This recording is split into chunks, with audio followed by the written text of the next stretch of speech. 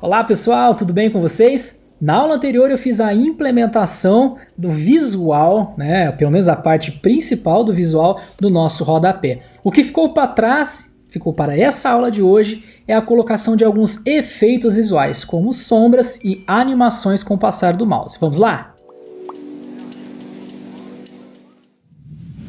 Antes de nós começarmos a implementar os efeitos que eu apresentei na introdução desse vídeo, eu notei no momento de gravação que esse vermelho aqui está diferente do vermelho do protótipo. Então eu fui no protótipo para verificar as cores, né? E cheguei à conclusão de que eu tenho que usar no link do telefone a mesma cor das bordas que eu tenho aqui para os textos, né? Para experiência de trabalho e para informações pessoais. Então só para registro estou vindo aqui e colocando o vermelho borda e o resultado passa a ser isso daqui, tá? Um outro vermelho que eu estava utilizando. Feito isso, agora sim a gente pode começar a aplicar os efeitos que são necessários. Eu vou começar com a aplicação das sombras para os elementos que têm os ícones, para as caixas, para os containers dos ícones. Antes de aplicar, deixa eu só dar um zoom aqui, né? Com Ctrl+, espero que apareça aí para vocês com maiores detalhes a colocação dessas sombras. Para que eu coloque sombras, eu tenho que entender qual é o contexto de sombras que eu quero colocar no contexto desses containers IMG, ou seja, essas caixinhas que tem os ícones. Como eu já tenho essa seleção feita, eu vou utilizar a propriedade Box Shadow. A propriedade Box Shadow aceita inúmeros valores aqui internamente, eu vou mostrar os principais, é uma propriedade bem ampla, tá? Mas ela basicamente cria uma caixa de sombra para você. Eu quero uma sombra interna à caixinha, não quero ela externa.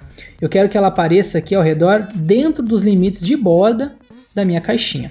Então para isso eu preciso da propriedade Inset. Esse é o primeiro valor, eu estou colocando ela dentro, a sombra dentro desse contexto.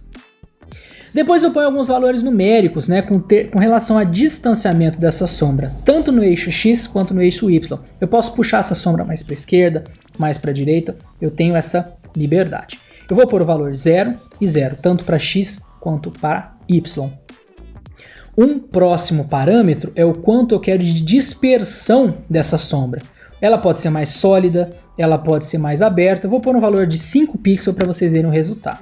E depois eu ponho a cor. Vou pôr essa sombra na cor vermelha. Só para eu testar aqui, eu acho que o vermelho não vai ficar legal para se enxergar. Eu vou pôr uma cor, deixa eu ver, verde. Vamos lá. Notem aqui ao redor ó, que parece que foi criada uma borda, né, verdinha, e ela tá meio esfumaçada, tá meio borrada. É por conta desses pixels que eu tô colocando aqui. Se eu colocar 0, ela é sólida, nem dá para vocês verem aqui. Aí eu teria que aumentar a expansão dela, por exemplo, 10 pixels. Aí ó, ela fica grossa ali dentro, é como se estivesse criando uma borda. E aqui é o radius dela, né, essa questão de o borrado que você vai fazer ali, tá? Vou colocar 10 pixels também, ó. Opa, 10 pixels. Então ela dá essa suavizada nas bordas. Então a expansão aqui tá muito alta, eu vou deixar de 5 pixels, tá? Eu acho que tá uma expansão satisfatória. E no local da cor, eu vou colocar um RGBA. O que é esse RGBA? Eu vou colocar o valor da cor em RGB, um valor numérico. E por último, um parâmetro alfa, que é um parâmetro de transparência. Eu posso escolher que tanto essa cor é transparente ou não. Então eu vou pôr a cor 0, 0, 0, que é o preto. Esses valores numéricos vão até 255, é o valor máximo. A cor branca, para vocês terem noção, é o 255, 255, 255, tá? Eu quero a cor preta. E aqui no final eu coloco o parâmetro alfa, a transparência. Se eu coloco 0... a cor não aparece. Se eu coloco 1, a cor aparece por completo. Só que ela tá esdrúxula aqui, né? Tá muito forte. Então eu vou colocar como 0.2. Foi muito ainda. 0.1. Ó, já ficou mais suave. Então eu tenho uma distância entre esses elementos. O da direita, eu acredito que não precisa nem colocar sombra. Já tem um efeito legal. Esses que estão mais à esquerda com esse Box Shadow parece que estão pressionados, mais afundados, estão num plano inferior. Esses dois parâmetros iniciais aqui numéricos são a relação de distância entre x e y. Se eu colocar aqui ó, 10 pixels nesse segundo, a sombra muda de posição, tá? Eu uso sempre esse valor 0, 0 para que eu tenha essa sombra mais centralizada. Depois vocês podem fazer testes com esse valor e começar a estipular esse distanciamento para ver os resultados que vocês têm, tá certo? Além disso, esse inset, quando não é utilizado, ele faz uma sombra externa. Ela não vai aparecer aqui tão bem, porque elas só aparecem aqui uma sobre a outra. Eles são elementos que estão sobre os demais, então aparece um pouquinho dessa sombra. Mas nesse caso não é o ideal, tá? Aqui eu quero uma sombra interna, por isso o inset. E o resultado que eu tenho é esse daqui. É um resultado bacana, tem um aprofundamento desses elementos, eu consigo distanciar ele dos demais. É o que foi feito nesse caso aqui. E nesse exemplo eu também coloquei a mesma sombra para os demais, vocês podem fazer como exercício. É a mesma propriedade. Box Shadow, primeiro valor aqui, inset, se você não colocar, vai essa sombra para fora, quando você coloca a sombra para dentro.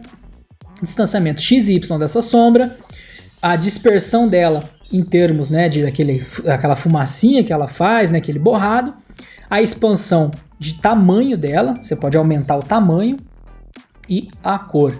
Façam os testes aí para que vocês vejam como isso aqui fica, tá bom?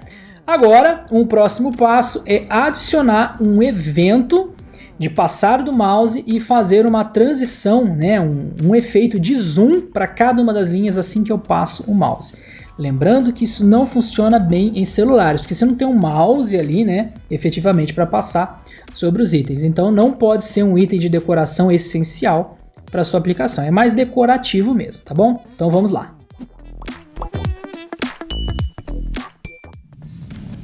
Para a implementação desses efeitos, nós temos que pensar primeiro na interação do mouse com a aplicação web. O que seria essa interação? Quando eu passar o mouse sobre a linha, eu quero alterar o zoom dos seus elementos filho ou da linha toda. Então eu preciso selecionar a linha. Além de selecionar a linha, eu tenho que colocar uma pseudo seleção aqui, que seria com os dois pontos H over. Então eu estou selecionando um elemento com classe linha que está com o mouse sobre ele. Quando eu passar o mouse sobre uma dessas linhas, essa seleção vai ser ativada.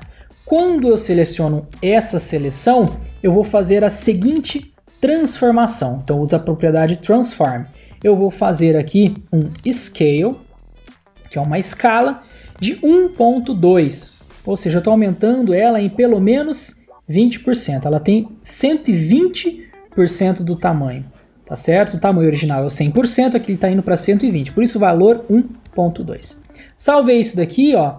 Quando eu passo o mouse, ó, acontece um zoom aqui. Esse zoom aqui não tá legal, né? Ele tá muito grandão. Eu tô perdendo esses elementos da tela e ele também não tá suavizado. A transição de um para o outro é brusca, ó. Eu passo o mouse e é esquisito, não é legal, não é suave. Então vamos lá, vou diminuir aqui para 1.05 para ser bem sutil. Foi muito sutil, né? 1.1 tá lá. Eu acho que não funcionou 1.05, deixa eu só fazer um teste novo. É que eu não tinha passado o mouse direito, tá? Então, ó, tá funcionando 1.05. Eu acho que tá bom, né? Não tem que ser muito mais do que isso, senão vai ficar estranho. Ó, vocês estão vendo que as sombras, né, funcionam bem, fica um elemento sobre o outro. É um resultado bem legal. Só que essa transformação tá brusca. Vai do nada para a próxima etapa. Para essa escala funcionar bem, eu tenho que fazer uma transição suave. E para isso, para fazer uma transição, como eu estou dizendo, eu uso a propriedade transition. Eu quero fazer a transição de algo, que no caso é a escala, mas eu vou marcar aqui, ó, que eu vou fazer a transição de tudo dentro dessa linha. E eu quero que essa transição aconteça de forma suave, tanto na entrada quanto na saída, ou seja, tanto no início quanto no final, e essa transição deve durar 0.3 segundos. Então, quando eu faço essa transição, eu quero mudar aqui a suavização para todas as propriedades do meu elemento, ela tem que ser suave na entrada e na saída, e ela deve durar 0.3 segundos. E o resultado é esse daqui, tá? É tudo bem mais suave. Vocês podem notar que quando eu saio, ó, a transição não tá legal, né? Porque eu apliquei ela só quando o mouse é passado sobre o elemento. Eu vou trocar de local. Eu vou colocar essa transição na linha. Quando eu coloco essa transição na linha, tanto na entrada quanto na saída eu vou ter a suavização. Então, o resultado é esse daqui, ó. Vocês podem ver que tanto na entrada quanto na saída eu vejo o efeito sendo aplicado. Eu acho que aqui está até um pouquinho devagar, vamos colocar 0.2 segundos. Então, ó, esse é o resultado. O zoom ainda está um pouquinho grande, vou colocar 1.025, né? Vamos ver. E, ó, aqui já está bem mais sutil, ó. Já fica bem mais agradável aos olhos. Enfim, esse é um dos possíveis efeitos que vocês podem aplicar. Aqui na transformação vocês têm outras propriedades que podem ser aplicadas. Só vou colocar uma maluca aqui para vocês verem o resultado. Vou rotacionar, sei lá, 45 graus, 45 graus degradianos, tá? São os graus que vocês já conhecem. Então quando eu passo o mouse, né, ó, o efeito que eu tenho é esse. É zoado pra caramba, né? Não é legal para essa situação aqui, mas tem como vocês aplicarem esses efeitos, tá? Em seus contextos adequados, obviamente, porque aqui vira uma bagunça danada. Tem o skill, que é uma outra propriedade aqui, em que você coloca graus também para mudar a perspectiva, né, do seu elemento em cada um dos eixos. Deixa eu só ver se eu lembro aqui como que aplica ele. Então ele muda a proporção, né? Vocês podem ver que ele... Aqui, ó, consegui parar o mouse sobre ele. Ele muda a proporção desse elemento, dá uma esticada para a esquerda, para a direita, tá? Tem como fazer efeitos bem legais com isso daqui, tá, gente? Mas tem que saber usar com parcimônia, tá? No caso aqui eu estou usando apenas para a escala, algo bem suave, só para dar um diferencial aqui mesmo de tamanho. Lembrando novamente que no celular isso aqui não funciona legal, você não tem um mouse para passar ali em cima, tá? Em tablets que você acaba conectando um mouse, um teclado, aí acaba funcionando, mas o ideal mesmo isso aqui é para tela de notebook, de computadores de mesa, os computadores tradicionais que vocês utilizam, tá certo? Bom, aqui finalizamos finalmente o rodapé, não tem mais nada para colocar aqui ao meu ver. O ideal é que vocês implementem isso tudo desde as etapas anteriores para chegar nesse resultado. E aqui nós temos a implementação do currículo. O currículo está pronto aqui para nós. Tá? Prontinho para uso. Só tenho que conferir agora passando o mouse que eu acabei notando que esse carinha aqui não está centralizado, né? Pelo menos nesse tamanho de tela aqui, porque o tamanho de texto ficou muito grande. Depois a gente pode corrigir esse tamanho de texto aqui para que nesse tamanho de tela ele tenha espaço para aparecer, tá? Inspecionando isso aqui a gente pode encontrar e testar os tamanhos. Eu posso vir aqui no título, deixa eu só verificar como que eu tinha estilizado ele lá no passado, se foi lá no início do curso, né? Então tá aqui como, deixa eu ver, nome do Joselito. Joselito tá como uppercase, é o H1. Deixa eu achar aqui os H1s. Que tamanho que eu dei, deve estar lá no início também, né? Font size, nome profissão, cadê o nome dele? Container título, container img, foto, não tá aqui. Deixa eu só ver quem tá estilizando ele. Vou inspecionar esse carinha. Deixa eu aumentar a tela para vocês verem aqui. Não tô cortando o vídeo para que vocês vejam o que acontece na vida real, tá? Não encontrei batendo o olho lá, porque provavelmente eu não estilizei ele de forma dedicada. Então o elemento ele tá com 2 RM aqui, ó, ele não tá no meu estilo .css, ele tá vindo por padrão do navegador, ó. Então aqui, ó, esse é o estilo padrão que o navegador aplica. Então eu vou voltar aqui no container nome e estilizar o H1 para pôr um tamanho de fonte mais adequado. Fecho o meu inspetor. Quem quer ativar esse inspetor pode dar o clique direito no elemento e inspecionar, isso abre, ou dar o Ctrl Shift I no seu navegador que você também abre aquele inspetor. Então eu volto aqui, ó, pego o container nome e eu quero estilizar o H1. Volto lá no início, né, para ficar aqui mais próximo dos demais elementos. Ponto container nome, eu quero o elemento H1 e vou dar aqui um font size de 1.75 RM. Vamos ver se esse tamanho vai ser suficiente. Não foi. 1.5. Deixa eu só ver se eu tô modificando certo também, né?